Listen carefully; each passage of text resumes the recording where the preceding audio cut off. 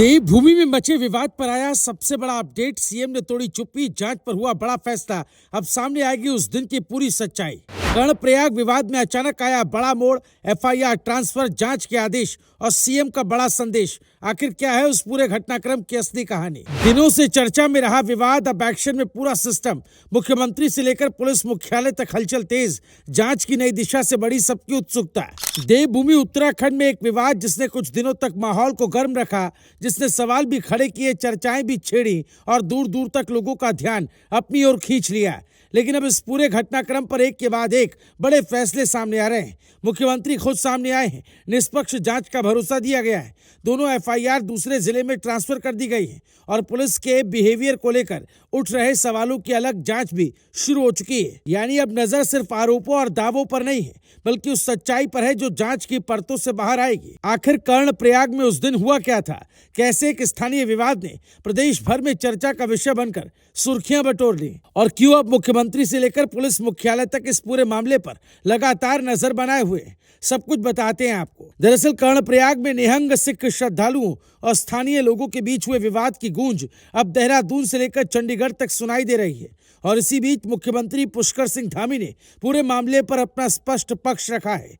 हरिपुर कला स्थित हरि सेवा आश्रम में आयोजित संत सम्मेलन में पहुंचे मुख्यमंत्री ने साफ कहा कि उत्तराखंड की पहचान सम्मान, सद्भाव और अतिथि सत्कार की रही है। जो भी इस देवभूमि में आता है उनका सम्मान किया जाता है, उसकी आस्था का सम्मान किया जाता है और उसकी सुरक्षा सुनिश्चित की जाती है। मुख्यमंत्री ने कहा कि उत्तराखंड अतिथि देवो भव की परंपरा को निभाने वाला राज्य है और आगे भी ये परंपरा जारी रहेगी। मुख्यमंत्री ने बताया कि इस पूरे मामले को लेकर उनकी पंजाब के मुख्यमंत्री के साथ भी बातचीत हुई है और उन्हें भरोसा दिलाया गया है कि जांच पूरी तरह निष्पक्ष होगी।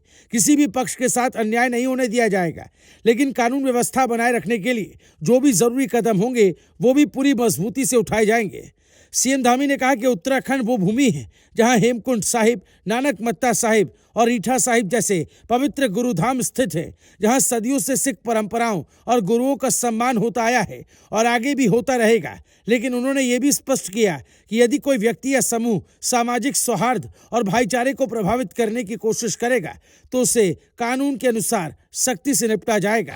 नहीं, मेरी बात हुई है और हमने उनको कहा है कि हम निष्पक्ष रूप से करेंगे और कहीं पर कोई ऐसी बात नहीं है। देवभूमि उत्तराखंड सभी को समाहित करती है, सभी का सम्मान करती है और यहाँ पर हेमकुंड साहब भी है, यहाँ पर नानक मता साहब भी है, यहाँ रीठा साहब भी है। अनेक स्थल जो है यहाँ पर हमारे सिख धर्मगुरुओं ने स्थापित किए हैं। एक मान्यता है, तो सबका सम्मान करना हमारे राज्य की एक संस्कृति है, संस्कार है हमारे। दरअसल पूरा मामला 16 जून को कर्णप्रयाग में सामने आया था, जब निहंग सिख श्रद्धालुओं और स्थानीय लोगों के बीच विवाद हो गया। घटना के बाद आरोप लगा कि एक निहंग ने तलवार से हमला किया, जिसके आधार पर सिख श्रद्धालुओं के खिलाफ मुकदमा दर्ज किया गया और 4 लोगों को गिरफ्तार भी कर लिया गया। लेकिन इसके बाद घटनाक्रम ने नया मोड़ ले लिया। सिख समुदाय की ओर से कहा गया कि तलवार का इस्तेमाल आत्मरक्षा में किया गया था और मामले में दूसरे पक्ष की भूमिका को भी नजरअंदाज नहीं किया जाना चाहिए। इन दावों और प्रतिदावों के बीच मामला लगातार चर्चा में बना रहा। इसी बीच एक बड़ा प्रशासनिक फैसला सामने आया। सिख समुदाय की ओर से मांग उठाई गई कि मामले की जांच किसी दूसरे जिले में कराई जाए, ताकि निष्पक्षता को लेकर किसी प्रकार का सवाल न उठे। अब पुलिस मुख्यालय ने दोनों एफआईआर की विवेचना चमोली से हरिद्वार ट्रांसफर कर दी है।